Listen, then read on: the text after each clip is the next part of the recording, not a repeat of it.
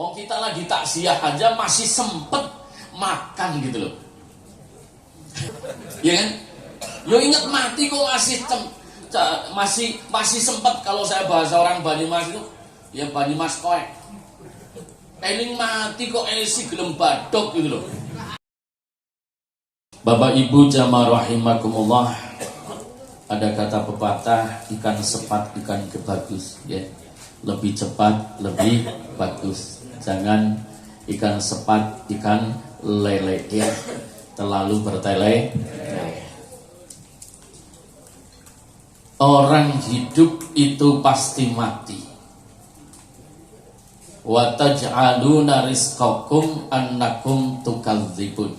Akan tetapi saya sampean sering diberikan rizki oleh Allah, itu seringnya mendustakan. Benar apa benar Pak? Diberi waktu, diberi umur, diberi kesempatan, seringnya mendustakan. Wa taj'aluna rizqakum annakum tukadzibun. Falaula idza balaghatil khulqum. Padahal ketika nyawa sudah sampai di tenggorokan, siapa yang bisa mencegah? Dan itu pasti. Falaula idza balaghatil khulqum wa antum hina idzin tangdurun. Ini ayatnya ahkamat, jelas sekali. Kita takziah, kita ini gotong mayat, kita memandikan mayat, menggali kubur, ini sebagai hal yang nyata, kita menyaksikan adanya kematian. Ini hina idzin tangdurun. Akan tetapi kebanyakan saya sampaikan pada lupa. Contoh, maaf jangan kesinggung. Oh, kita lagi takziah aja masih sempet makan gitu loh. Ya kan? Yo inget mati kok masih sempet. Kalau saya bahasa orang Banyumas itu ya Banyumas koek. Eling mati kok esi gelem badok gitu loh. Naudzubillah min. Bener Pak? Ini ya maaf ya, ini bahasa koek. Banyumas koek. Nih, makanya jamaah rahimakumullah, mari kita muhasabah ya. Hina idzin tangdur. Kita semuanya sering menyaksikan yang demikian. Bahkan di situ kelalaian kita diingatkan kepada keberadaan Allah Subhanahu wa taala yang menyatakan nahnu aqrabu ilaihi minkum walakin la tubsirun. Kalimat nahnu ini ihtaram ya, sebagai bentuk kemuliaan Allah Subhanahu wa taala. Jadi nahnu, aku Allah, ingat-ingat di sini. Aqrabu ilaihi minkum, sangat dekat dengan kamu semuanya, walakin la tubsirun. Tapi saya sampean enggak ngeliat. Makanya kita supaya bersikap ihsan. Anta budallahi ka'annahu tarah, fa ilam takun tarahu fa innahu yarah. Jadi walaupun kita dalam kondisi kayak gini, saya ngingetin diri saya, jamaah semuanya, sahibul musibah, kita ini lagi dilihat oleh Allah. Monggo. Makanya di dalam ilmu tarekat, miftahu kula babul ma'rifatillah wahya muraqabah. Saya sampai akan bisa makrifat dengan benar, menuju Allah dengan benar, kalau pada muraqabah, merasa diawasi oleh Allah Subhanahu wa taala. Nah sekarang saya tanya, kalau saya sampean punya Allah sesembahan kita, tapi kita ini lalai kalau kita lagi dilihat, bagaimana mungkin akan baik? Imam Ghazali di dalam kitab kecil ya, itu menyatakan, nih, kitab Bidayatul Hidayah. Jadi saya sampean itu tidak akan bisa mendirikan perintah Allah yang akan menjadikan asbab husnul khotimahnya kita, kecuali dengan sikap muraqabah, merasa diawasi oleh Allah. Yang bodoh merasa diawasi Allah, yang pintar juga merasa diawasi oleh Allah. nih, yang kaya, yang miskin, nih, yang kuat, yang lemah. Apanya yang diawasi? Satu, hatinya. Oh, hatinya. Jadi hati saya sampean itu dilihat oleh Allah, sekalipun orang-orang itu nggak ngelihat. Kita duduk di sini, kita baca ayatnya Allah, arahnya kemana? Itu tujuannya ke siapa? Nih, naudzubillah min dzalik. Monggo direnungi. Kemudian yang kedua, yang diawasi itu jawari, mulai dari ujung rambut sampai ujung kaki. Segeraknya kita semuanya dideteksi oleh Allah Subhanahu wa Ta'ala. Monggo. Nih. Kemudian yang ketiga, lahadotik, getaran hati paling dalam, kerentegi ngati. Di situ. Kemudian yang keempat yaitu tarikan nafasnya. Kalau empat ini sampean itu perhatikan betul-betul, insya Allah selamat. Karena apa? Loh, kalau saya sampean itu semaunya sendiri mau jadi apa? Ya kan? Anak ketika ada orang tua, orang tuanya yang ngawasi jadi benar. Benar-benar. Nih, suami istri ada yang ngawasi jadi benar. Nah, kalau kita sudah lepas dari itu, siapa coba yang mau dikaca? Tapi kalau orang itu sudah muraqabah, mau sendirian, mau rame-rame, mau dilihat orang atau tidak, aku ini lagi diawasi Allah. Nih, mau kaya, mau miskin, aku ini mau bertanggung jawab kepada Allah. Makanya surat At-Takasur sering saya sampaikan di masjid.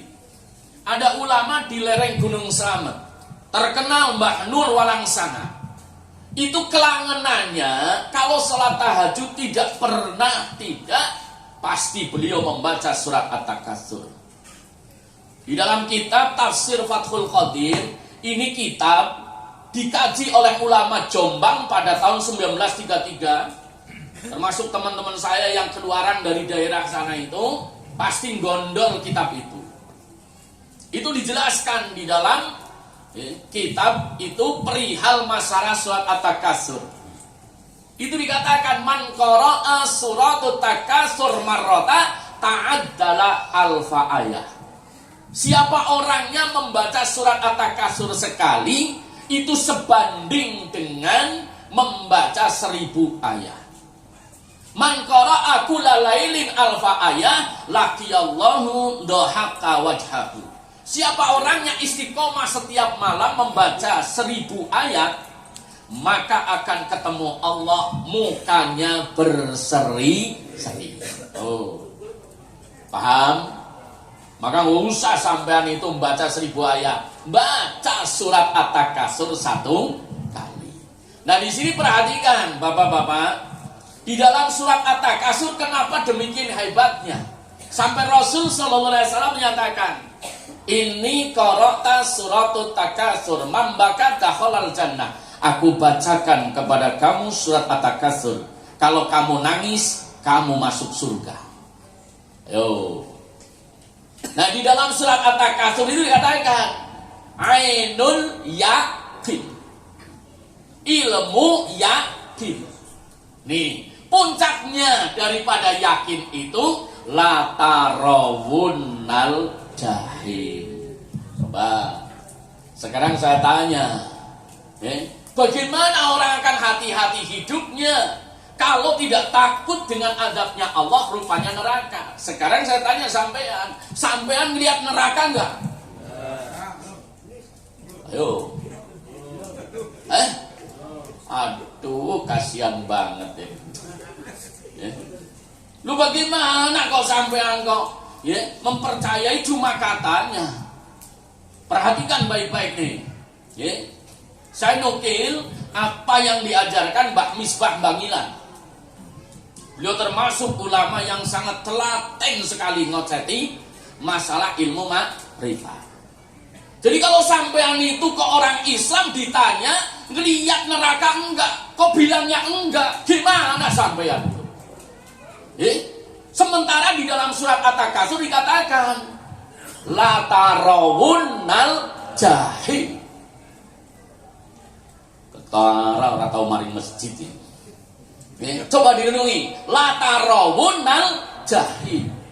Kita masih hidup tapi ngeliat neraka. Baru nanti sampean hati-hati, nggak songong boy. Kalau bahasanya orang Banyumas, nggak akan jadi santri pekok. Ngerti pekok? Ya, nih. Jadi ketika sampean itu ditanya, ngelihat surga, ngelihat neraka atau tidak, jawab dengan tegas, ngelihat. Lihatnya dengan apa? Dengan mata baginda Nabi Sallallahu Alaihi Wasallam. Kenapa? Karena aku terhadap mataku tidak yakin, tidak percaya. Kenapa? Karena kerjaannya ngeliatin jidat licin. Muka semok. Semok kok mukanya ya. Ya Pak ya? Nih, tapi aku yakin dengan mata baginda Nabi Sallallahu Alaihi, yang beliau itu melihat surga, melihat neraka saat Isra Mi'raj. Itu paham? Nih, jadi melihatnya itu melalui mata baginda Nabi Sallallahu Alaihi Wasallam. Nih, makanya di situ katakan la tarawunal jahim. Nih, jadi kalau orang itu sudah sampai segitu, kok masih durhaka? Naudzubillahi min dzalik. Nih. Maka jamaah rahimakumullah, supaya kita ini bisa menjadi bening hatinya, terutama ini mau masuk bulan suci Ramadan. Bisa husnul khotimah, insyaallah jalan usulnya kepada Allah, bisa menjadi hamba yang mulia dunia akhirat. Doanya insya Allah mustajabah, rizkinya barokah. Ini lakukan 3 hal. Nah, bismongi. Satu, kalau sampai menjalankan 3 hal ini, mau santri kek, mau ustadz, kiai, laki, perempuan, insya Allah jadi wali. Insya Allah. Nih, walaupun ibadahnya pas-pasan. Nih, 1, tarokun dofni, tinggalkan sakit hati. Bisa nggak? Orang sampean ketemu Jokowi nggak pernah sakit hati sama Jokowi. Ya Pak ya? Benar-benar? Coba, ketemu nggak pernah, ngobrol nggak pernah. Lu kok sakit hati, kan lucu. Ya Pak ya? Coba situ direnungin. Ini kadang-kadang kita sakit hati kok, sama istri aja udah campur kayak gitu, udah sakit hati tambah anaknya, ya sampean. Ayo, tarokun dok. Nih, ini sulit betul. Jangankan kelasnya santri gitu ya. Santri apa? Oh, santri Pondok Kacang, Pondok Jati itu ya. Aduh, saya dulu pertama kesini, makanya saya dengan Haji Darmadi ini kenangannya banyak. Banyak betul. Saya kesini tahun 97, 98, 99. Saya di sini. Makanya tahu persis ya. Ini alhamdulillah sekarang itu udah perubahannya luar biasa. Luar biasa. Saya datang dulu, ya ada orang yang pelukan di bawah pohon pisang, tidak ngaji cung 1. Ya. Ini karena saya dulu belum dipanggil ustaz. Saya kesini ini nyangkut di Budi Mulia dulu. Kemudian disang-sangin juga di An-Nurmania. Saya dikasih unjuk semuanya di sini. Jadi saya di Istiqlal juga, ya PPTQ di sana. Saya dikasih unjuk di situ. Nih, saya dapat SK-nya di sini. Sebenarnya saya kepengen pensiun udah. Ini ya, alhamdulillah ya. Jadi jamaah rahimakumullah. Makanya ingat-ingat ya, 1 ini. Kalau sampan kepengen selamat, karena sekarang ini akhir zaman fitnahnya luar biasa. Ya. Nih, nyari orang khusyuk, naudzubillah min dzalik, sulit. Sulit betul orang takbir, apalagi kok kayak takbiran kayak gini. Wong ngaji kiyaine urung blas ngicipi apa-apa sampean wis badok lah. Alah, naudzubillah min dzalik. Gimana bisa khusuk gitu ya? Iya ya. Ya maaf gitu ya. Ya, kita takbir Allahu Akbar, udah pikirannya kemana-mana. Benar. Nih, sekarang kan modelnya tampang doang. Iya, Bu ya? Nah, naudzubillah min dzalik. Enggak zamannya kayak As'ad dia. Kayak As'ad dulu sarung yang linting. Tapi soan ke, ya datang ke istana negara itu, ditanya sama Pak Harto, Mbah Hasan, rawon mriki jam pinten tindake saking situ Bondo. Jawabnya apa? Pada asar menjelang maghrib. Lu nyampainya maghrib, niti nopo melaku. Oh, nih sarungnya linting. Kalau sekarang banyak orang surban itu dipakainya kalau ceramah doang. Nah, itu nanti nggak bisa digunakan. Jadi nyari surban yang lusuh. Makanya di dalam kitab namanya ya, nih Futuhatil Madaniyah itu termasuk cabangnya iman. Salah satu diantaranya pakai pakaian lusuh. Oh, sampean pakai pakaian lusuh kalau pegatan. Kalau pegatan, cerek, gitu, stres, gitu. Ini sunnah itu pakai pakaian lusuh. Nah, monggo sampean lihat ya. Makanya Indonesia ini bapak-bapak sampean perlu tahu. Ya, di Timur Tengah sana Ibnul Arabi itu ngarang kitab namanya Futuhatil Makkiyah. Nih, nah di Indonesia ini ya Mbah Nawawi bikin Futuhatil Madaniyah gitu ya. Nih Futuhatil Madaniyah. Tuh, hebatnya apa coba? Nih luar biasa. Kurang hebat apa orang kita? Makanya orang kita ini sakti. Bambu dimakan. Ya cuma kita, nggak percaya silahkan. Naudzubillah ya. Jadi satu, ingat-ingat bapak-bapak, ibu-ibu, kalau sampan kepengin husnul khotimah, putra-putrinya solih-solihah, riyadhah akhir zaman ini tarokundoh nih. Ya. Tinggalkan sakit hati. Kenapa? Saya sampean bisa melihat dunia ini sudah begitu terbukanya. Orang saling menghujat, orang saling merendahkan, itu sudah nyata. Kalau kita sakit hati, maka kita tidak akan bisa maju. Kita tidak akan bisa menjadi orang yang kuat. Ya, baik lahir maupun batin.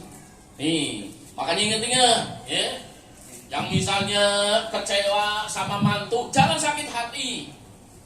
Yang kecewa sama mertua, jangan sakit hati. Ya.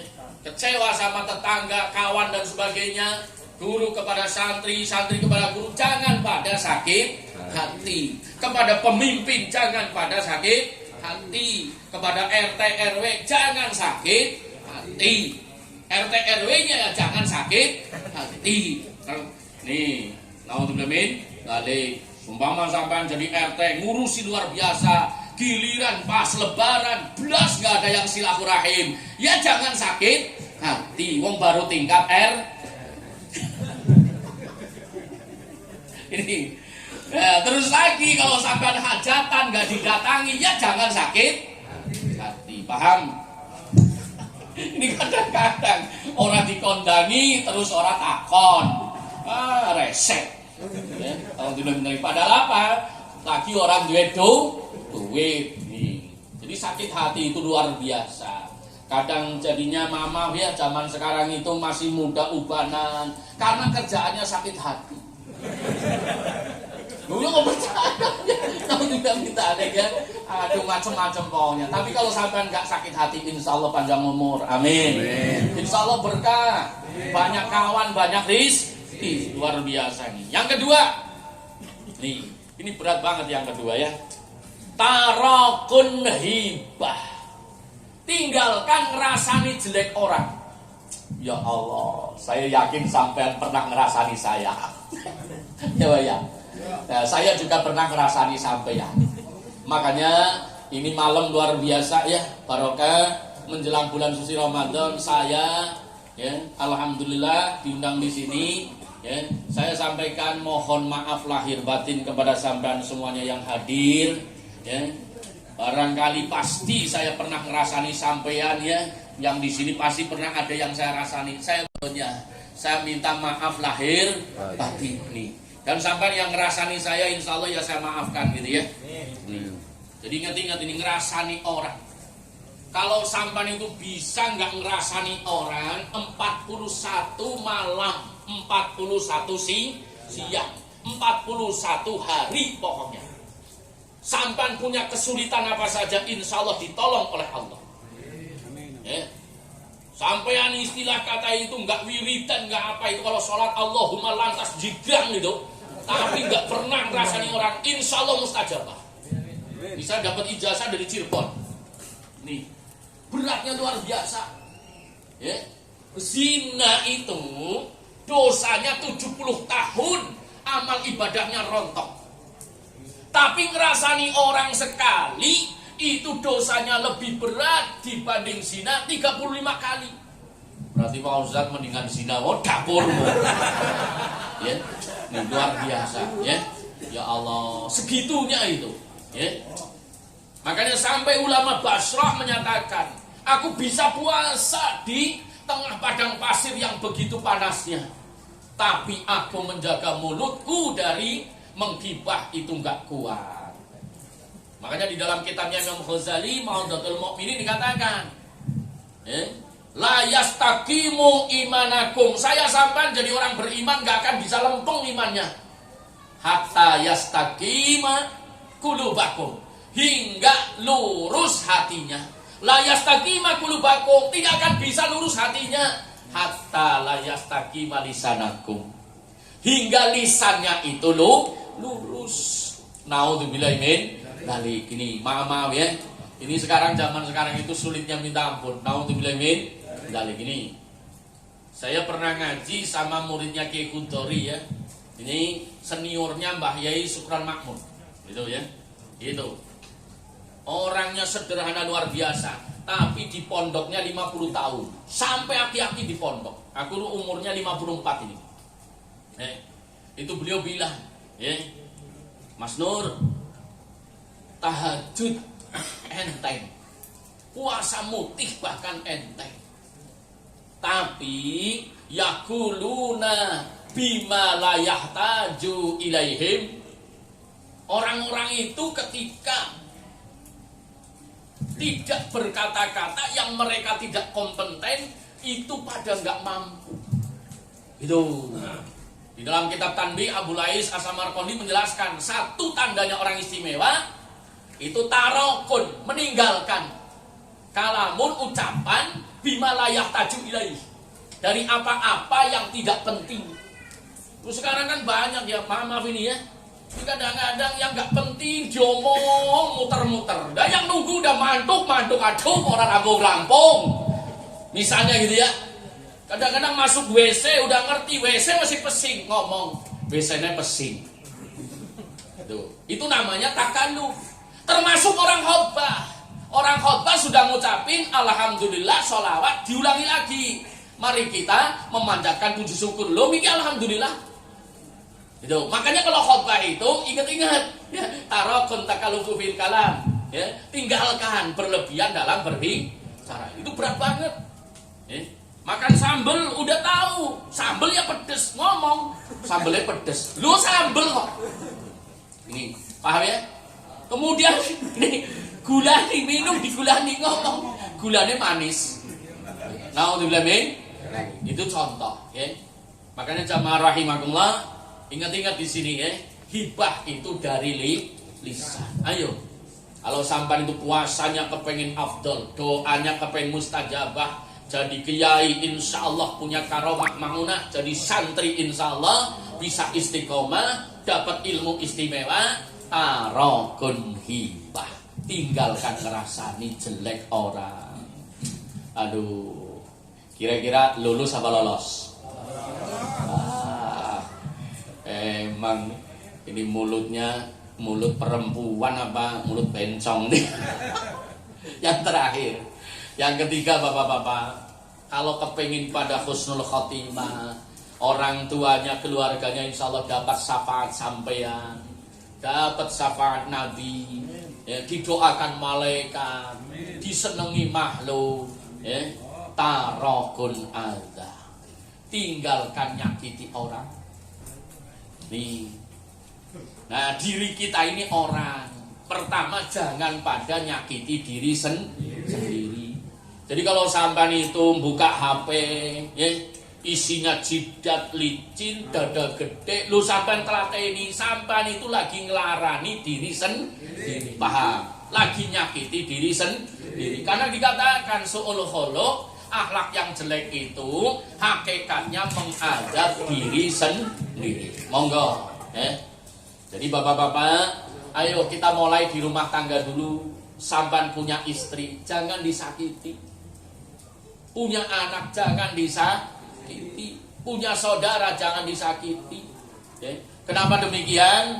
Ibu bapak jamaah rahimakumullah, Rasul sallallahu alaihi wasallam menjelaskan kehebatan bulan suci Ramadan. Siapa yang minta akan dikasih, siapa yang taubat akan diterima, siapa istighfar akan diterima. Makanya saya sampai pasti banyak dosanya.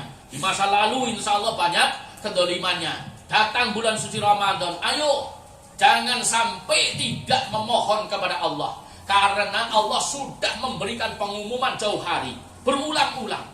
Siapa orangnya yang minta, Allah siapkan akan diberi. Siapa yang taubat, diterima taubatnya.